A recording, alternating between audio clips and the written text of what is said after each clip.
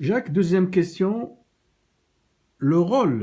Qui a été le rôle du congrès d'ONU du 14, 15, 16 juillet 54 dans le déclenchement de la révolution algérienne et quelles étaient les résolutions de ce congrès d'ONU? Pour parler du congrès d'ONU, d'abord, il faut dire quels étaient, au moment où le comité central a délégué tous ses pouvoirs, parce qu'il a été submergé quand Messali a créé des comités de salut public. Les comités de salut public, il y a eu pratiquement toute la France a été couverte de comités de salut public, mais aussi en Algérie. Et notamment tous les militants qui étaient de l'os, qui avaient été éparpillés, qui avaient échappé à la répression, et comme Boussouf et d'autres, et qui avaient été répartis dans le MTLD du territoire, ont tous adhéré au comité de salut public. Et comme le comité central a été complètement noyé, il a décidé d'accorder les pleins pouvoirs à Messali pour organiser, avant le 15 juillet, un congrès extraordinaire du MTLD.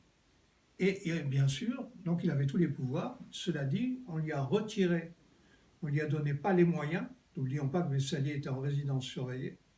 On ne lui a pas donné les moyens. Et en même temps, sur le plan matériel et sur le plan technique, tous les permanents ont été mis finalement en congé.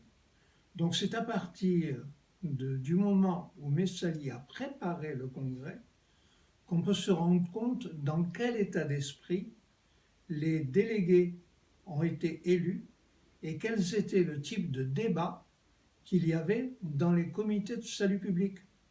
Et d'une manière générale, les comités de salut public se prononçaient pour un congrès extraordinaire ouvrant la perspective de la lutte armée. Donc déjà, on a une documentation qui va de plusieurs mois sur les débats et les résolutions et les élections de délégués qui sont venus au congrès d'ONU. Par exemple, sur la délégation de Kabylie, dirigée par Ali Zamoum, on sait très bien sur quelle position ils sont intervenus au congrès d'ONU. Et donc d'une manière générale. D'abord, il y a eu lecture le premier jour, vérification des mandats, comme ça se fait dans un parti normal. Deuxièmement, il y a eu la lecture du message de Messali. Puis ensuite, il y a eu des discussions. Il y a eu ensuite l'adoption d'une résolution et qui n'a pas été adoptée, comme on le dit, à l'unanimité. C'est-à-dire qu'il y a eu une très grande majorité de votants de la résolution qui a été discutée et amendée, mais il y a eu aussi des voix contre et il y a eu surtout des abstentions. Donc de ce point de vue, c'est un congrès complètement démocratique. Qu'est-ce qu'il en est sorti à la fin? Il y a eu l'élection d'une direction. Cette direction, elle avait joué un rôle important dans les comités de salut public et dans la préparation du congrès d'ONU. Et cette délégation va s'appeler non pas du tout un bureau politique ou un comité central ou autre chose, va s'appeler le Conseil national de la révolution algérienne. C'est-à-dire que c'était un organisme qui était déjà militaire et révolutionnaire. Et finalement, cette délégation a rencontré le Hadj, c'est-à-dire le président du parti, et le président du parti a donné son assentiment total. Et pendant 3 jours, ils ont discuté et ils ont préparé les conditions du redressement du parti pour entrer dans la lutte armée avant le mois de janvier 1955.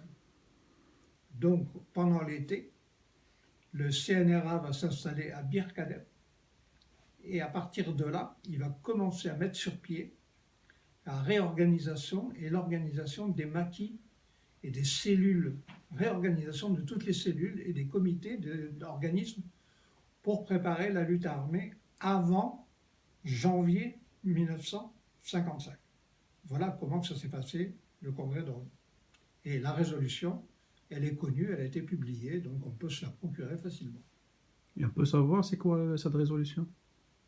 Ben, la résolution, la résolution, elle reprenait tous les principes que Messali avait développés, notamment dans le message qu'il avait envoyé au troisième congrès de 1900, deuxième congrès du MTLD de 1953, et d'autre part sur la déclaration qu'il avait faite, le message qu'il avait envoyé en janvier 1954 qui ouvre la crise du MTLD et dans lequel il définit très précisément sur quelle position il va y avoir l'entrée du parti après sa réorganisation dans la lutte armée.